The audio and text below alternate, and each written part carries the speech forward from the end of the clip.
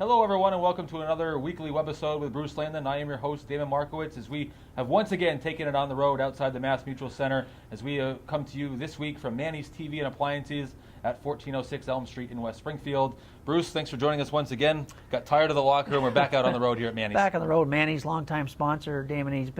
Manny's been a sponsor of Springfield Falcons since 1977, and I know that for a fact because I sold him his very first ad with the Springfield Falcons when I was in between playing days. So good to be over here at Manny's. A great supporter of ours. We're going to get into Manny's. You've got a great story, getting way back into the days there and how it first started. Yeah. But I just want to quickly give a plug out there to all our social media streams. Go to FalconsAHL.com. You'll see the official link to Facebook, official link to Twitter. All the social media streams are updated daily, hourly, weekly, you name it, as we come to you from a great location here at Manny's. Jared at Manny's had a great idea, and Jared, we can't thank him enough. He's become my little IT guy during the season as well, a great associate here at Manny's. We're pretty much surrounded by TVs here, and behind us is the new Google TV that he talked about and pitched to us, and we have our website on it behind us. Just a great piece of technology that we talk about all the time. Way over my head, certainly. I asked Jared a little bit about it, and as soon as he started talking, I just tuned him out because I don't understand too much of that technology stuff. But it's the wave of the future, I guess, and it's a great TV, and it's priced right. So if somebody's looking for something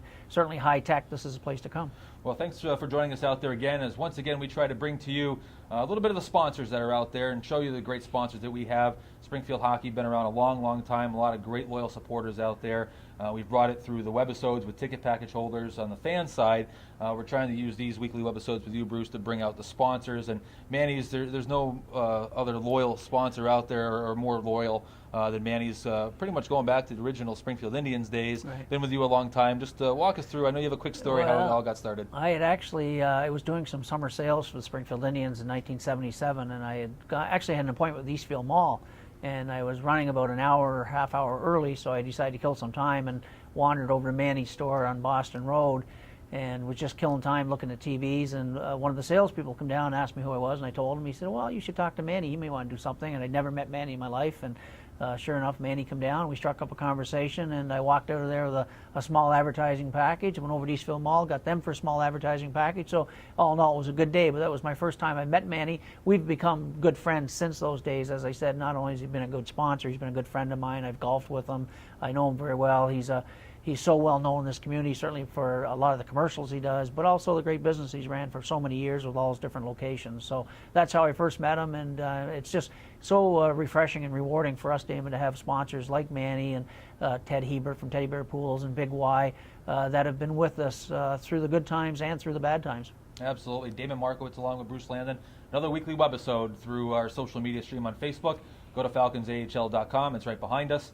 You'll check out the official Facebook, official Twitter. Check it out anytime as we come to you this week from 1406 Elm Street in West Springfield. Manny's TV and Appliances right across from Springfield Country Club, which I know you know well. Probably a couple golf balls down this way, but that's not for today's webisode. Last Thursday could have been one in Manny's showroom here the way I was playing. Do you play through if it comes through here, or do you just take the mulligan? Take the mulligan. Right. Well, let's get into the agenda. Once again, just a busy week of topics. As we get closer to the season, it seems like the topics are really picking up again. A mixture of hockey, a mixture of business. The first topic that came up, and it's a topic that we were talking on the way in the parking lot. It pretty much comes up every week. Senior pricing and college pricing, both for ticket packages and at the box office. I know there's a lot of research done into this. It's something that it just isn't, we don't throw prices at the wall and hope they stick. Just your thoughts on the senior pricing and college pricing and how it's changed going into this year as well. Well, first of all, Damon, I don't know if we can ever come up with the right pricing structure that's going to please everyone. And I've certainly talked to my colleagues around the American Hockey League on more than one occasion about pricing and how do they determine pricing. And a lot of it's just checking out what your market is, what your demographics are, and what you think will work in your particular market. And I'll just use one example. I mean, we have a $17 ticket, $11 ticket price for kids 17 and under. But if you check around most of the websites and check other teams, their kids' ticket price is either 12 and under or 14 and under. So we're really giving the 14, 15, 16, 17-year-old kids a break. There's the question, why don't we have a college price? Well, some teams do it, some teams don't.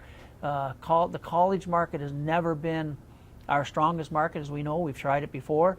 But what price points is it going to make it work? And so we feel, again, we do our research. We've looked at all the pricing around the American Hockey League, what other teams are doing, what other teams in our division are doing.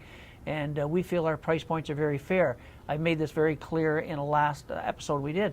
Of 30 teams last year, we had the lowest average ticket price of all 30 teams in the American Hockey League. So obviously we're pricing our product fair so that the consumer can afford it, and we try, as you know, to stay family friendly, and we'll have special packages during the year to make it more affordable. We are looking into some special nights for military pricing, and we haven't discarded the idea yet of doing something for seniors or something for college students. But again, based on our research and over time, right now we're sort of sitting at our $18 for adults and $11 for kids 17 and under, and then run some special nights during the season. Is it right? Who knows? But again, I don't think no matter what we did for pricing, everybody would be pleased. So we try to do what we think is the best way to go. I want to go back to the average ticket price thing once again, because internally it's something we talk about a lot. I think a lot of the fans out there don't necessarily grasp what it is we're talking about, average ticket price. Just walk us through that. Well, an average ticket price is when you take all your various pricing price points, whether it be season tickets, whether it be groups, whether box office price, the special promotions we do during the season, where maybe it's $3 off with your big Y card. Some of that, when you factor all of those prices in, you come up with what your average ticket price is. It has nothing to do with comp tickets. It's all, which we're not doing many of, as you know. It's all pricing that we do, various price points, and then you take your average ticket price. And when the league, and we have a department, Team Business Services, that we send all this information to them, as do all the other teams in the American Hockey League, and they send a very good booklet out, spreadsheets and everything else on what the pricing is around all the teams in the American Hockey League, and we showed up last on average ticket price. Now, that's not good enough. I mean, if people want this franchise to be here long term, which we certainly do, and we've worked hard to keep it here, we have to raise our average ticket prices. Our expenses are going up leaps and bounds.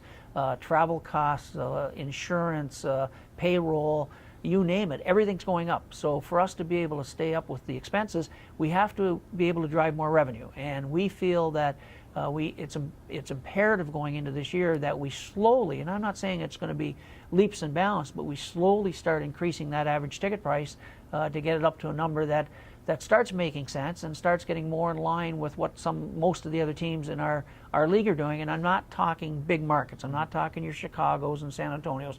I'm talking more like markets. We do all our comparisons with similar markets. And when I talk to my friends in Syracuse and Portland and Binghamton, and I find that our price points are significantly lower than they are, then we've got an issue, and we have to deal with that issue if we want to be here. I think it's also important to mention too the ticket packages, that absolutely a lot of focus has gone on ticket packages, starting not all 38 games. They start as low as 7 games now, and all those have a discount at the box office. Thank you. That's a great point, and I think the best example is look at Providence.